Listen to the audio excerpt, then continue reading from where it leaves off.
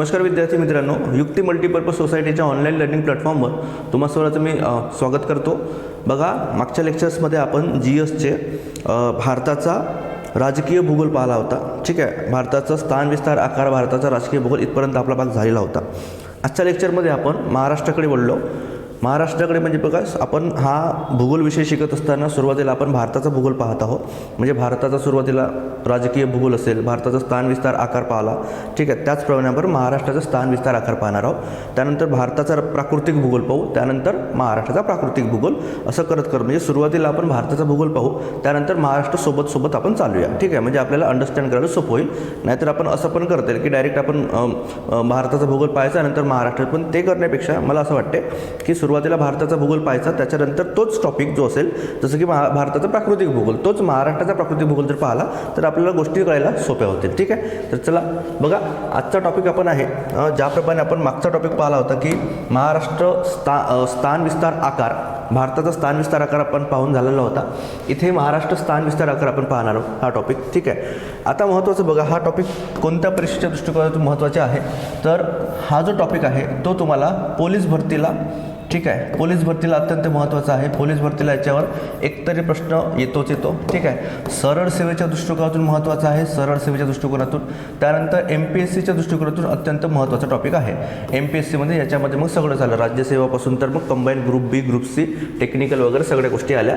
त्यामुळे हा टॉपिक बघा, तुम्हाला एकतर नुसतं पाठांतर करून चालणार नाही, तर भूगोल अभ्यास करताना मी आधीपासून सांगत आलो आहे बघा की भूगोलाचा अभ्यास करताना तुम्हाला मॅप आपल्या डोळ्याच्या समोर ठेवून, ठीक आहे, त्याचा अभ्यास करावा लागेल. म्हणजे आपल्याकडे निदान 2 मॅप पाहिजेत. कोणते? एक आहे प्राकृतिक महाराष्ट्र आणि एक आहे राजकीय महाराष्ट्र. ह्या दोन मॅप आपल्या स्टडी टेबलवर पाहिजे, तेव्हा भूगोल समजायला सोपं होतं. ठीक आहे, तर चला आपण सुरू करू.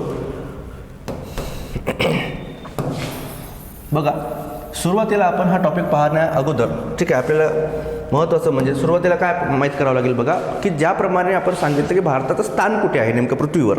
भारताचं स्थान आपण पृथ्वीवर पाहिलं तर उत्तर गोलार्धात, बरोबर आहे, उत्तर पूर्व गोलार्धात आपण म्हटलं होतं. उत्तर गोलार्धात, पूर्व गोलार्धाच्या मध्यभागी भारताचं स्थान आहे पृथ्वीवर. ठीक आहे, मग महाराष्ट्राचं स्थान नेमकं कुठे आहे बघा, तर महाराष्ट्राचं स्थान जर विचार केलं तर बघा, भारतामध्ये आपण विचार केलो म्हणजे पृथ्वीमध्ये उत्तर गोलार्धातच असेल. ठीक आहे, महाराष्ट्रसुद्धा पृथ्वीमध्ये सुद्धा उत्तर गोलार्धात, भारत उत्तर गोलार्धात आहे, त्याच्यामुळे महाराष्ट्रसुद्धा उत्तर गोलार्धातच असेल असं तुम्हाला लक्षात ठेवायचं आहे. महाराष्ट्रसुद्धा उत्तर पूर्व गोलार्धात आहे. ठीक आहे, परंतु भारताच्या मध्यवर्ती भागात आहे, भारताच्या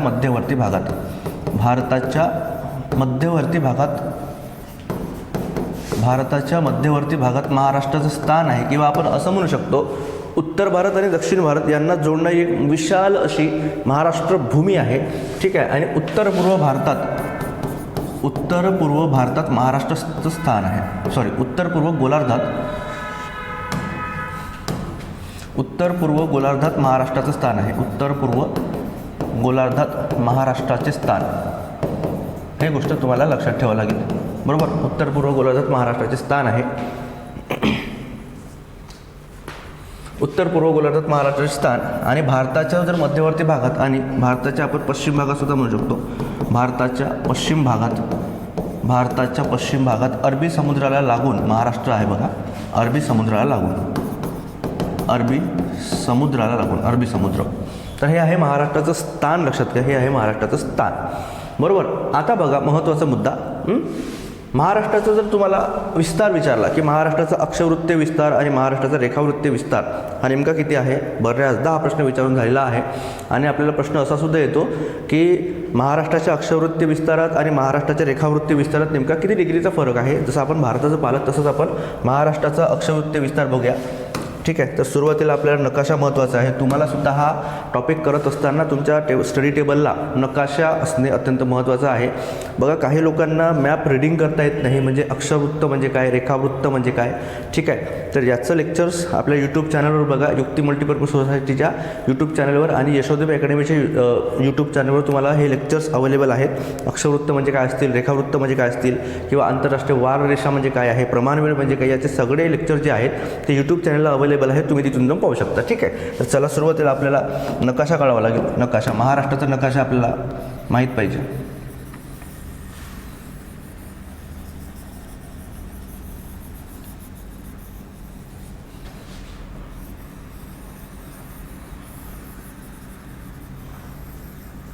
बघा एक अशा प्रकारचा एक टिपिकल महाराष्ट्राचा नकाशा आपण काढू शकतो, ठीक आहे, अंडरस्टँडिंगसाठी. हे पूर्ण स्केलमध्ये नाही, हे लक्षात घ्या. आपल्याला फक्त इथे अंडरस्टँड करण्यासाठी अशा प्रकारचा एक नकाशा आपण काढलेला आहे, ठीक आहे. आता लक्षात घ्या, जर महाराष्ट्र पाहिला तर महाराष्ट्राचं बघा हे जे आहे, ठीक आहे, ही जी दिशा म्हणतो आपण याला पूर्व दिशा म्हणतो, ठीक आहे. याला पश्चिम दिशा म्हणतात, ही पश्चिम दिशा आहे. हे उत्तर दिशा आहे, उत्तर दिशा, आणि ही दक्षिण दिशा, ही दक्षिण दिशा आहे. क्लिअर. आता लक्षात घ्या, महाराष्ट्राचं बरोबर, महाराष्ट्राचं हे बघा, हे इथून गेलेलं जे आहे त्याला आपण काय म्हणतो, उत्तरेकडचं अक्षवृत्त, ठीक आहे. इकडे आपण काय करतो याला, तर याला सुद्धा उत्तर अक्षवृत्तच म्हणतात, याला उत्तर अक्षवृत्तच म्हणतात, याला सुद्धा उत्तर अक्षवृत्तच म्हणतात, उत्तर अक्षवृत्त, ठीक आहे. आणि इथे बघा ह्या उभ्या रेषा आहेत, याला आपण काय म्हटलं होतं, रेखावृत्त म्हणतो, आणि याला आपण पूर्व रेखावृत्त म्हणतो, पूर्व रेखावृत्त. आणि यालासुद्धा आपण बरोबर, यालासुद्धा आपण बघा पूर्व रेखावृत्तच म्हणायचं आहे, पूर्व रेखावृत्त, ठीक आहे. आता काही लोकांना प्रॉब्लेम असेल की सर हे पूर्वेकडे आहे म्हणून याला आपण पूर्व रेखावृत्त आपण, ठीक आहे, परंतु हे तर पश्चिमेकडे आहे हे रेखावृत्त, मग याला पश्चिम रेखावृत्त का म्हणत नाही आपण. तर हे गोष्ट तुम्हाला मी सुरुवातीला सांगितलेली आहे, पुन्हा एकदा सांगतो बघा. तर महाराष्ट्राचं स्थान किंवा भारताचं स्थान हे आपल्या पृथ्वीच्या उत्तर पूर्व गोलार्धात आहे, उत्तर पूर्व गोलार्धात आहे, उत्तर पूर्व गोलार्धात. त्याच्यामुळे आपण हे उत्तर आणि पूर्व काय म्हणतो, अक्षवृत्त आणि रेखावृत्त याला करत असतो, ठीक आहे. मग महाराष्ट्राचं बघा, महाराष्ट्राचा विचार केला तर अतिपूर्वेकडचं रेखावृत्त कोणतं, ठीक आहे, अतिपूर्वेकडचं रेखावृत्त कोणतं बघा, तर 80 डिग्री 54 मिनिट पूर्व रेखावृत्त हे महाराष्ट्राचं अतिपूर्वेकडचं रेखावृत्त आहे, ठीक आहे. महाराष्ट्राचं अतिपश्चिमेकडचं रेखावृत्त कोणतं, तर 72 डिग्री 36 मिनिट, 72 डिग्री 36 मिनिट पूर्व रेखावृत्त हे महाराष्ट्राचं अतिपश्चिमेकडचं रेखावृत्त आहे, ठीक आहे. जर आपण उत्तरेकडे गेलो बघा, उत्तरेकडे गेलो आपण तर लक्षात, त्यानंतर बघा महाराष्ट्राचं जर तुम्हाला विचारलं की अक्षवृत्तीय विस्तार किती आहे, तर लक्षात घ्या महाराष्ट्राचा अक्षवृत्तीय विस्तार हा 15 डिग्री 44 मिनिट उत्तर अक्षवृत्त ते 22 डिग्री 6 मिनिट उत्तर अक्षवृत्त हे झालं महाराष्ट्राचा अक्षवृत्तीय विस्तार, ठीक आहे. मी इकडे लिहितो बघा, महाराष्ट्राचा अक्षवृत्तीय विस्तार किती, महाराष्ट्राचा अक्षवृत्तीय विस्तार जर विचारला तर लक्षात घ्या महाराष्ट्राचा अक्षवृत्तीय विस्तार हा 15 डिग्री 44 मिनिट्स उत्तर अक्षवृत्त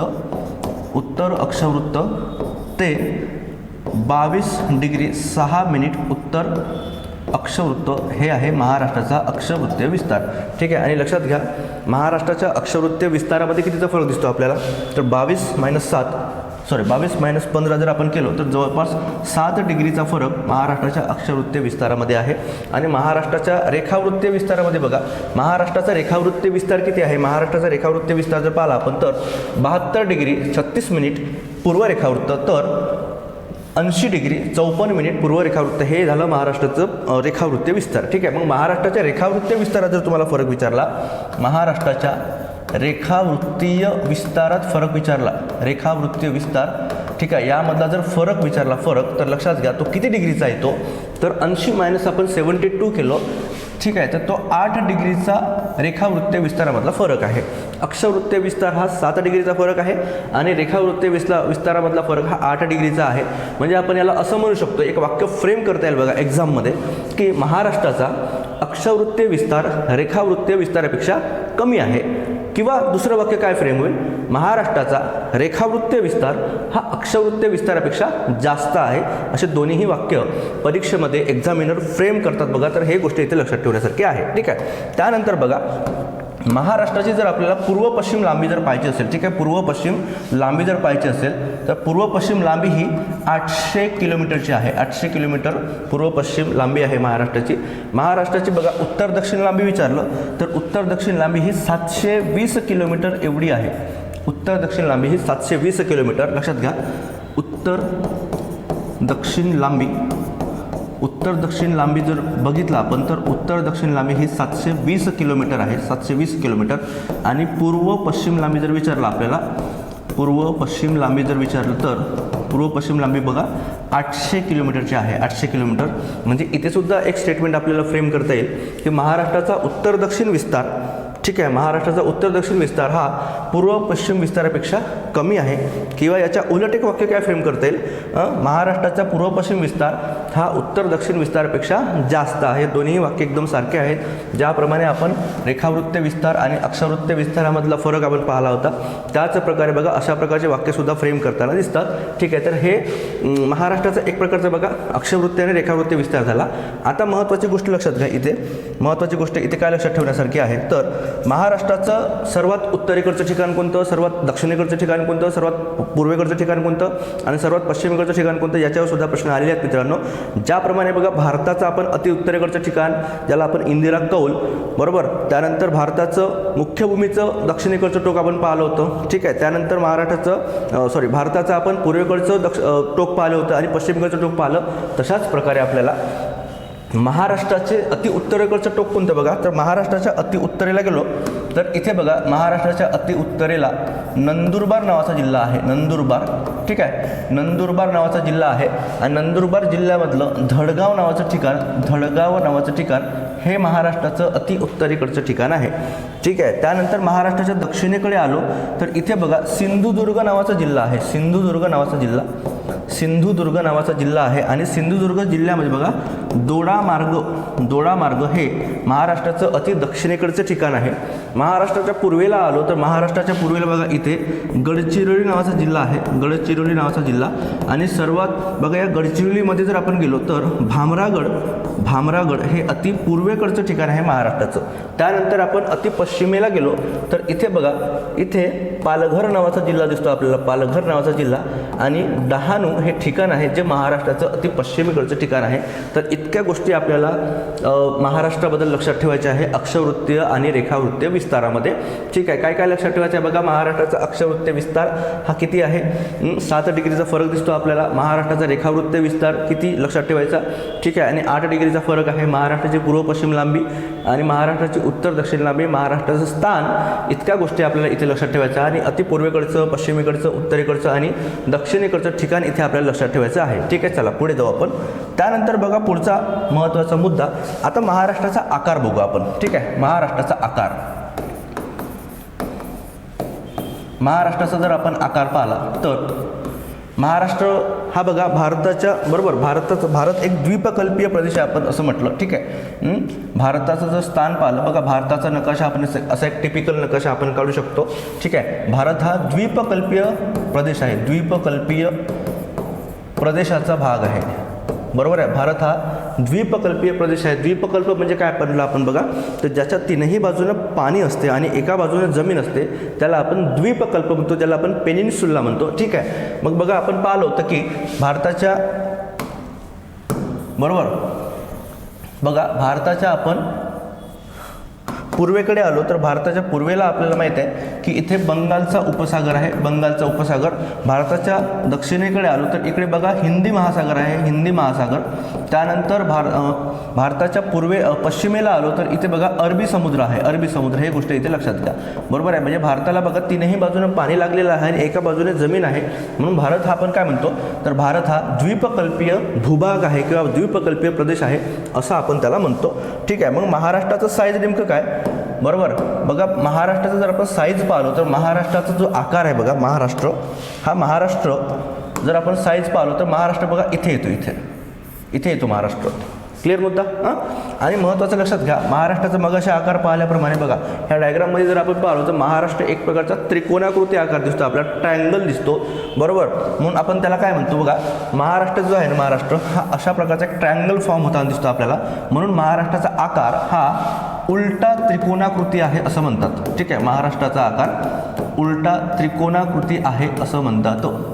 हे गोष्ट लक्षात घ्या. ठीक आहे, आणि महाराष्ट्राचा जर पाया पाहिला बघा, हे पाया आहे, हा पाया कोकणामध्ये आहे. पाया हा कोकणात आहे आणि हे जे निमुळतं टोक दिसते आपल्याला तर ते ईशान्य दिशेला गोंदियामध्ये आहे बघा. गोंदिया जिल्ह्यामध्ये काय म्हणतो निमुळते टोक आहे आणि महाराष्ट्राचा पाया हा कोकणामध्ये आहे. इतक्या गोष्टी इथे लक्षात ठेवण्यासारख्या आहेत. क्लिअर. काय म्हणतो आपण, महाराष्ट्राचा आकार हा उलटा त्रिकोणाकृती आहे.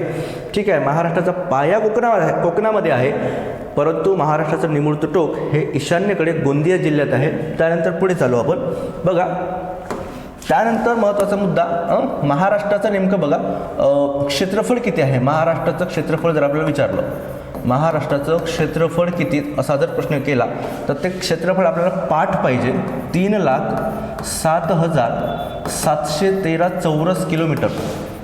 713 चौरस किलोमीटर इतकं क्षेत्रफळ महाराष्ट्राचं आहे.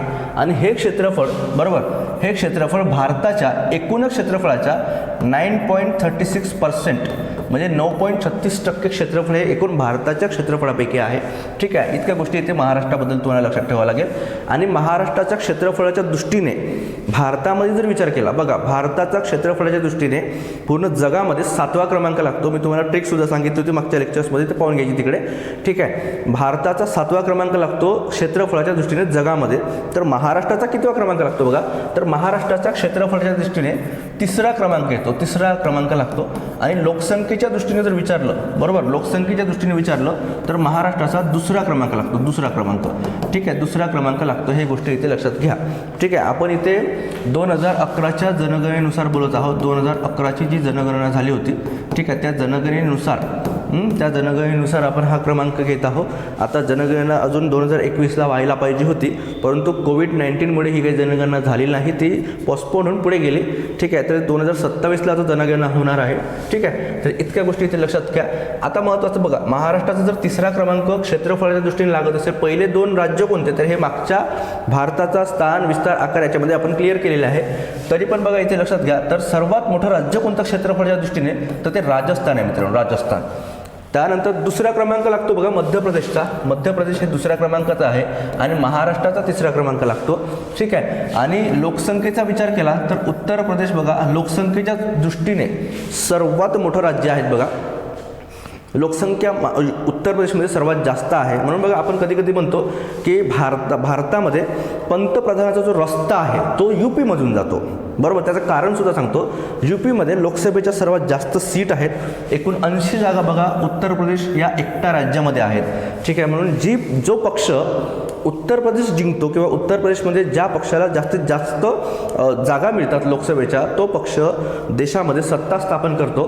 म्हणून बघा आज जर आपण पाहिलो तर नरेंद्र मोदी हे गुजरातचे असून सुद्धा ठीक आहे उत्तर प्रदेशमधून निवडणूक लढवतात. त्याचं कारणच असं आहे की ते उत्तर प्रदेशमध्ये ज्या पक्षाला सर्वात जास्त जागा त्या पक्षाची सत्ता केंद्रामध्ये असते, बरोबर. म्हणून लोकसंख्यासुद्धा महत्त्वाचा इथे पॅटर्न आहे एक क्लिअर. तर हा एक डिबेट आहे की काय म्हणतो आपण त्याला नॉर्थ साऊथमध्ये एक डिबेट आहे की लोकसंख्या आपण कंट्रोल करण्याचा साऊथमध्ये प्रयत्न केला, पण नॉर्थमध्ये तसा प्रयत्न होताना दिसत नाही. ठीक आहे, अशी काही डिबेट आहे. आपण त्यानंतर पॉलिटिच्या लेक्चर्समध्ये आपण पाहू. ठीक आहे, पण इथे हे गोष्टी लक्षात घ्या, UP हा जो राज्य आहे, उत्तर प्रदेश जे राज्य आहे ते लोकसंख्येच्या दृष्टीने 1ला क्रमांक लागतो आणि महाराष्ट्राचा 2रा क्रमांक लागतो. इथे एवढ्या गोष्टी लक्षात ठेवायच्या आहेत. त्यानंतर अजून जर थोडं आपण पुढे गेलो तर क्षेत्रफळाच्या दृष्टीने सर्वात मोठा जिल्हा कोणता, तर क्षेत्रफळाच्या दृष्टीने सर्वात मोठा जिल्हा बघा, सर्वात मोठा जिल्हा जर विचारला आपल्याला, सर्वात मोठा जिल्हा हा अहिल्यानगर आहे मित्रांनो. अहिल्यानगर हा जो जिल्हा आहे तो क्षेत्रफळाच्या दृष्टीने सर्वात मोठा जिल्हा आहे. आधी याचं नाव अहमदनगर होतं, अहमदनगर, बरोबर. त्यानंतर हे नाव चेंज होऊन अहिल्यानगर झालेलं आहे, लक्षात घ्या. सर्वात मोठा जिल्हा अहिल्यानगर आहे. आणि सर्वात मोठा तालुका जर विचारला, सर्वात मोठा तालुका महाराष्ट्रातील जर विचारला, सर्वात मोठा तालुका तर तो चिखलदरा आहे. चिखलदरा तालुका बघा, चिखलदरा हा अमरावती जिल्ह्यामध्ये येतो. ठीक आहे, हा सर्वात मोठा तालुका महाराष्ट्रामध्ये आहे. आता महत्त्वाचा मुद्दा बघा, पुढे जर आपण गेलो काय काय झालं आपलं बघा, तर सुरुवातीला आपण इंट्रोडक्शन झालं, महाराष्ट्राचं स्थान नेमकं कुठं, त्यानंतर महाराष्ट्राचा अक्षवृत्ती आणि रेखावृत्ती विस्तार आपला झाला. ठीक आहे, त्यानंतर महाराष्ट्राचा आकार आपण पाहिला, त्यानंतर महाराष्ट्राचं क्षेत्रफळ आणि महाराष्ट्राच्या जिल्हा असेल किंवा तालुका असेल त्याची आपण थोडक्यात माहिती पाहिली. आता पुढचा मुद्दा बघा, महाराष्ट्राचा राजकीय जर भूगोल पाहिला किंवा राजकीय आपण सीमा पाहण्याचा प्रयत्न केला. ठीक आहे, महाराष्ट्राच्या राजकीय सीमा, महाराष्ट्र राजकीय सीमा, महाराष्ट्राच्या राजकीय सीमा आपण पाहण्याचा प्रयत्न केला. लक्षात घ्या, महाराष्ट्राला एकूण 6 राज्य व 1 केंद्रशासित प्रदेशाची सीमा लागलेली आहे. महाराष्ट्राला एकूण 6 राज्य व 1 केंद्रशासित प्रदेशाची सीमा लागलेली आहे. म्हणजे एक लक्षात घ्या, इथे आपण काय म्हणतो तर बघा, महाराष्ट्र समजा आपण इथे जर असा कन्सिडर केला, ठीक आहे, हा महाराष्ट्र जर असेल, ठीक आहे, तर महाराष्ट्राच्या अति पूर्वेला जर गेलो तर अति पूर्वेला महाराष्ट्राच्या छत्तीसगड नावाचं राज्य आहे, छत्तीसगड नावाचं राज्य, ठीक आहे. त्यानंतर महाराष्ट्राच्या अति उत्तरेला गेलो तर इथे मध्य प्रदेश नावाचं राज्य आहे.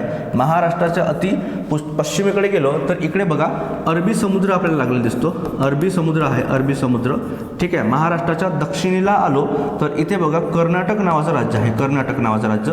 त्यानंतर बघा इथे जर आलो ईशान्य दिशेला महाराष्ट्राच्या मध्य प्रदेश व छत्तीसगड यांची सीमा लागताना दिसते आपल्याला, ठीक आहे. त्यानंतर महाराष्ट्राच्या आग्नेय भागामध्ये आलो, आग्नेय भागामध्ये तेलंगणा स्टेटची सीमा लागते आपल्याला, ठीक आहे. त्यानंतर महाराष्ट्राच्या बघा नैऋत्य भागामध्ये आलो तर इकडे गोवा राज्याची सीमा महाराष्ट्राला लागताना दिसते. आणि महाराष्ट्राच्या बघा काय म्हणतो आपण त्याला तर वायव्य भागामध्ये आलो तर वायव्य भागामध्ये गुजरात राज्याची सीमा लागताना दिसते आपल्याला. आणि वायव्य भागामध्येच एक केंद्रशासित प्रदेश आहे, त्याचं नाव दादरा नगर हवेली दमण आणि दीव या केंद्रशासित प्रदेशाची सीमासुद्धा महाराष्ट्राला लागते. म्हणजे बघा किती झाले तर गुजरात, मध्य प्रदेश, ठीक आहे, छत्तीसगड, तेलंगणा स्टेट, कर्नाटका आणि गोवा अशा 6 राज्याची सीमा महाराष्ट्राला लागलेली आहे. परंतु ही सीमा बघा आपल्याला पाहत असताना मी तुम्हाला पुन्हा एकदा सांगतो की आपल्याला नकाशा किती महत्त्वाचा आहे, किती इम्पॉर्टंट आहे. बघा नकाशा जर आपण पाहत राहिलो, ठीक आहे, आता बऱ्याच गोष्टी बघा आंतरराष्ट्रीय स्तरावर बऱ्याच गोष्टी घडत आहेत, ठीक आहे. युक्रेन आणि रशियाचं युद्ध सुरू आहे. त्यानंतर अमेरिका, इस्रायल आणि काय म्हणतो इराण यांचं युद्ध सुरू आहे. तर ज्या गोष्टी चर्चेमध्ये असतात, ठीक आहे, मागे आपण पोलीस भरतीचा जो पेपर पाहिला त्याच्यामध्ये प्रश्न आलेले आहेत बघा, कोणते की हॉर्मुझची सामुद्रधुनी बरोबर कोणत्या 2 मोठ्या जलाशयांना जोडते किंवा इराणच्या सीमा कोणत्या आहेत बरोबर. तर त्याच प्रकारे आपल्याला महाराष्ट्राच्या सीमासुद्धा लक्षात ठेवावं लागतील. आणि ज्या गोष्टी चर्चेमध्ये असतात त्याचं स्थान किंवा त्याचं लोकेशन नेमकं ह्या गोष्टी आपल्याला माहिती असणे आवश्यक आहे, ठीक आहे. बघा महाराष्ट्राचा जर आपण पुन्हा एकदा नकाशा काढण्याचा प्रयत्न केला, ठीक आहे, तर अशा एक प्रकारचा एक टेक्निकल असा एक नकाशा आपल्याला काढता येईल.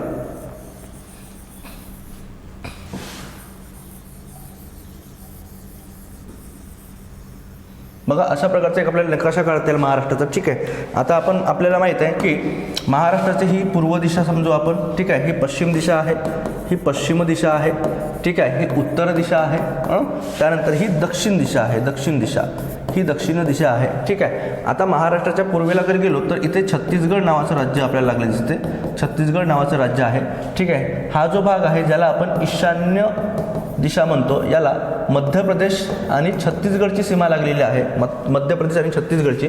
महाराष्ट्राच्या उत्तरेला गेलो तर इथे मध्य प्रदेश बघा, मध्य प्रदेश नावाचे राज्य आहे, मध्य प्रदेश नावाचं राज्य आहे, ठीक आहे. त्यानंतर इथे बघा गुजरात नावाचं राज्य आहे, गुजरात नावाचं राज्य.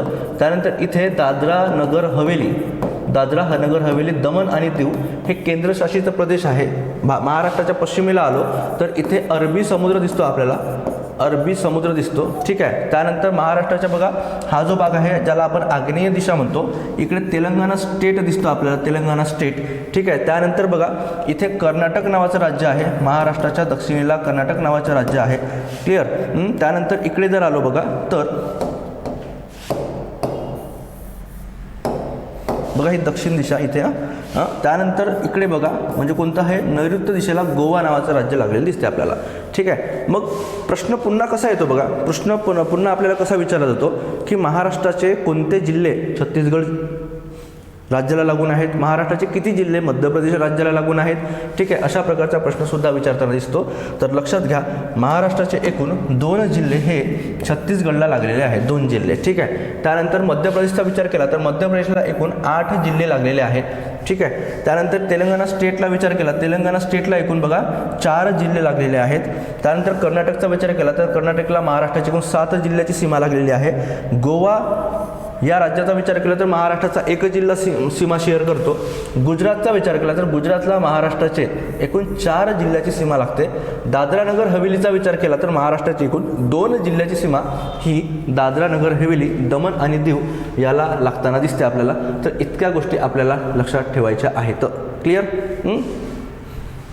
त्यानंतर दादरा नगर हवेलीचा आपण विचार केला तर दादरा नगर हवेलीला बघा 1 जिल्ह्याची सीमा लागते ज्याला आपण पालघर नावाचा जिल्हा म्हणतो, ठीक आहे. म्हणजे लक्षात काय ठेवायचं आपल्याला तर महाराष्ट्राचा राजकीय भूगोल अभ्यास करताना तुम्हाला मॅपसोबत असणे अत्यंत महत्त्वाचं आहे आणि महाराष्ट्राचे कोणत्या जिल्ह्याची सीमा कोणत्या राज्याला लागते, ठीक आहे, हे तुम्हाला माहीत असणे आवश्यक आहे. ठीक आहे. आता कोणते जिल्हे जर म्हटलं तर इथे बघा गोंदिया नावाचा जिल्हा आहे, गोंदिया. ठीक आहे. हा गोंदिया नावाचा जो जिल्हा आहे, इथे गडचिरोली आहे, गडचिरोली आहे, गडचिरोली. ठीक आहे. म्हणजे गोंदिया आणि गडचिरोली या दोन जिल्ह्याच्या सीमा छत्तीसगडला लागल्या आहे, छत्तीसगडला. हे गोष्ट लक्षात घ्या. ठीक आहे. छत्तीसगडला गोंदिया आणि गडचिरोली जिल्ह्याची सीमा शेअर होते. ठीक आहे. त्यानंतर गडचिरोली इकडे बघा, इथे चंद्रपूर आहे आपला, चंद्रपूर. ठीक आहे. त्यानंतर इकडे जर आलो तर इथे बघा नांदेड आहे, नांदेड. त्यानंतर इकडे आपण आलो, इथे त्यानंतर बघा इकडे चंद्रपूर आहे. त्यानंतर इथे जर आलो तर इथे यवतमाळ दिसतो आपला, यवतमाळ. त्यानंतर इकडे नांदेड दिसतो, नांदेड. ठीक आहे. तर अशा 4 जिल्ह्याच्या सीमा म्हणजे नांदेड, यवतमाळ, चंद्रपूर आणि गडचिरोली अशा 4 जिल्ह्याच्या सीमा ह्या तेलंगणा स्टेटला लागताना दिसतात आपल्याला. ठीक आहे. गुजरातला कोणत्या कोणत्या जिल्हे लागलेले आहेत तर बघा गुजरातला कोणत्या कोणत्या सीमा लागतात असा जर प्रश्न केला आपल्याला तर इथे लक्षात घ्या, इथे पालघर नावाचा जिल्हा दिसतो, पालघर. ठीक आहे. इकडे नाशिक दिसतो आपल्याला, नाशिक. इथे नाशिक नावाचा जिल्हा आहे. इथे जर आलो तर इथे नंदुरबार आहे बघा, नंदुरबार. आणि इथे धुळे आहे, धुळे. क्लिअर. तर इथे लक्षात घ्या, गुजरातला एकूण 4 जिल्ह्याच्या सीमा लागतात. कोणते कोणते? पालघर आहे, पालघर. त्यानंतर नाशिक, त्यानंतर नंदुरबार, त्यानंतर धुळे अशा 4 जिल्ह्याच्या सीमा या गुजरातला लागतात मित्रांनो. ठीक आहे. त्यानंतर बघा मध्य प्रदेशला एकूण 8 जिल्ह्याच्या सीमा लागतात. ठीक आहे. त्यानंतर कर्नाटकला एकूण 7 जिल्ह्याच्या सीमा लागतात. या सीमासुद्धा तुम्हाला लक्षात ठेवाव्या लागतील. मग ह्या सीमा कोणत्या बघा तर मध्य प्रदेशला कोणत्या कोणत्या जिल्ह्याच्या सीमा लागतात तर इथे त्यानंतर नंदुरबार, धुळे. त्यानंतर इथे जळगाव आहे बघा, जळगाव. इकडे बुलढाणा आहे, बुलढाणा. ठीक आहे. त्यानंतर अमरावती येतो, अमरावती. त्यानंतर नागपूर आहे बघा, नागपूर. त्यानंतर भंडारा आहे, भंडारा. क्लिअर. तर अशा 8 जिल्ह्याच्या सीमा मध्य प्रदेशला लागतात. कोणत्या कोणत्या? नंदुरबार, धुळे, जळगाव, बुलढाणा, अमरावती, नागपूर, भंडारा आणि गोंदिया अशा 8 जिल्ह्याच्या सीमा या मध्य प्रदेशला लागतात. ठीक आहे. तर इतक्या गोष्टी तुम्हाला लक्षात. तुम्हाला प्रश्न काय विचारतो की खालीलपैकी कोणत्या जिल्ह्याची सीमा मध्य प्रदेशला लागून नाही, खालीलपैकी कोणत्या जिल्ह्याची सीमा कर्नाटकला लागून नाही, अशा प्रकारचा प्रश्न विचारला जातो. म्हणून आपल्याला जिल्हेसुद्धा बरोबर कोणत्या राज्यासोबत शेअर होतात इतकी माहिती आपल्यापर्यंत पाहिजे. ठीक आहे. त्यानंतर आपण कर्नाटकचा विचार केला तर बघा विचार केला तर इथे बघा लातूर आहे, लातूर. त्यानंतर इथे धाराशिव येतो, धाराशिव. त्यानंतर बघा इकडे जर आपण विचार केला तर इथे बघा सोलापूर आहे, सोलापूर. त्यानंतर इकडे बघा सांगली आहे, सांगली. त्यानंतर इकडे कोल्हापूर आहे, कोल्हापूर. आणि शेवटचा इकडे म्हणजे गोवा राज्याला लागून असलेला जो जिल्हा आहे तो आहे सिंधुदुर्ग, सिंधुदुर्ग. क्लिअर. तर बघा किती जिल्हे एकूण जर तुम्हाला प्रश्न आला अजून कोणता की महाराष्ट्राचे किती जिल्हे बरोबर इतर राज्यासोबत त्यांची सीमा शेअर करतात. बघा पालघर, नाशिक 1 2 3 4 5 6 7 8 9 10 11 12 13 14 15 16 17 18 19 20 म्हणजे महाराष्ट्राचे एकूण बघा 20 जिल्हे हे कोणत्या राज्याला सीमा शेअर करतात. म्हणजे आपण दुसरं स्टेटमेंट असं करता येईल याला की महाराष्ट्राचे 16 जिल्हे हे कोणत्याही राज्यासोबत सीमा शेअर करत नाही. हे गोष्ट इथे लक्षात ठेवण्यासारखी. ठीक आहे. मग इकडे बघा कर्नाटकचा विचार केला तर कर्नाटकला एकूण किती जिल्ह्याची सीमा लागते तर लक्षात घ्या सिंधुदुर्ग, कोल्हापूर, सांगली, सोलापूर, धाराशिव, लातूर आणि नांदेड अशा एकूण 7 जिल्ह्याची सीमा ही कर्नाटकला लागून आहे मित्रांनो. कर्नाटकला एकूण 7 जिल्ह्याची सीमा लागलेली आहे. ठीक आहे. आणि सिंधुदुर्गला बघा सिंधुदुर्गला गोवा राज्य लागतो. म्हणजे गोवा राज्य हा फक्त सिंधुदुर्ग जिल्ह्यासोबत सीमा शेअर करतो बरोबर. तर इतक्या गोष्टी तुम्हाला इथे लक्षात ठेवण्यासारख्या आहेत. क्लिअर. म्हणजे काय लक्षात ठेवायचं आहे महाराष्ट्राला एकूण 8 जिल्ह्याच्या सीमा लागलेल्या आहेत आणि कोणते जिल्हे लक्षात ठेवायचे आहे. त्यानंतर छत्तीसगडला एकूण 2 जिल्ह्याच्या सीमा लागलेल्या आहेत. तेलंगणा स्टेटला एकूण 4 जिल्ह्याच्या सीमा, कर्नाटकला एकूण 7 जिल्ह्याच्या सीमा, गोव्याला एकूण 1 जिल्ह्याची सीमा आणि गुजरातला एकूण 4 जिल्ह्याच्या सीमा लागलेल्या आहेत. हे तुम्हाला इथे लक्षात ठेवावं लागेल. ठीक आहे. आता पुढचं बघा अजून एक यातून असा एक प्रश्न फ्रेम होऊ शकतो. कशा प्रकारचा तर महाराष्ट्राचे असे 2 जिल्हे आहेत बघा जे एका राज्याला म्हणजे महाराष्ट्राचे 2 जिल्हे एका राज्याला सीमा शेअर करतात. मग कोणते 2 जिल्हे आहेत बघा तर इथे लक्षात घ्या छत्तीसगड आहे, छत्तीसगडला गोंदिया आणि गडचिरोली लागलेला आहे. ठीक आहे. इकडे जर आलो कोणता तर नंदुरबारचा विचार केला तर नंदुरबारची सीमा ही गुजरात आणि मध्य प्रदेशला लागून आहे. धुळे जिल्ह्याची सीमा ही गुजरात आणि मध्य प्रदेशला लागून आहे. ठीक आहे. त्यानंतर गोंदियाचा विचार केला तर गोंदियाची सीमा ही मध्य प्रदेशला लागलेली आहे आणि त्यासोबत छत्तीसगडला लागलेली आहे, लक्षात घ्या. त्यानंतर गडचिरोलीचा विचार केला तर गडचिरोलीची सीमा ही तेलंगणा स्टेट आणि छत्तीसगडला लागलेली आहे.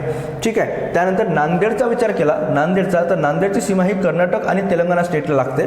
त्यानंतर सिंधुदुर्गचा विचार केला तर सिंधुदुर्गचा विचार हा कर्नाटक आणि गोवा राज्याला, ठीक आहे, असे 2 जिल्हे आहेत जे म्हणजे महाराष्ट्राचे 2 जिल्हे जे एका राज्याला 2 जिल्ह्यांची सीमा लागलेली आहे. ठीक आहे. समान जिल्ह्यांची सीमा लागलेली आहे. इतक्या गोष्टी आपल्याला ह्या लेक्चर्सच्या माध्यमातून लक्षात ठेवावं लागेल. जर एवढं जर कराल तर तुमचा प्रश्न, ठीक आहे, भूगोलावर म्हणजे खास करून महाराष्ट्रात स्थान, विस्तार, आकार आणि महाराष्ट्राचे राजकीय सीमा यावर जर प्रश्न आला तर एवढ्या माहितीवर सुटतो. त्याच्यासाठी वेगळं काही करण्याची गरज नाही. फक्त तुमचे PYQ ॲनालिसिस हे एक प्रकारचं चांगलं पाहिजे आणि थोडंसं मॅप रीडिंग जर जमली तुम्हाला तर याच्यापैकी मार्क हे आपल्याला आउट ऑफ घेता येतात. क्लिअर. काय काय बघितलं बघा आपण आजच्या लेक्चर्समध्ये. आजच्या लेक्चरमध्ये आपण पुन्हा एकदा महाराष्ट्राचं स्थान बघितलं आपण. महाराष्ट्राचं स्थान नेमकं कुठे आहे. त्यानंतर महाराष्ट्राचा आपण अक्षवृत्ती आणि रेखावृत्ती विस्तार पाहिला. ठीक आहे. त्यानंतर पुढचं बघा.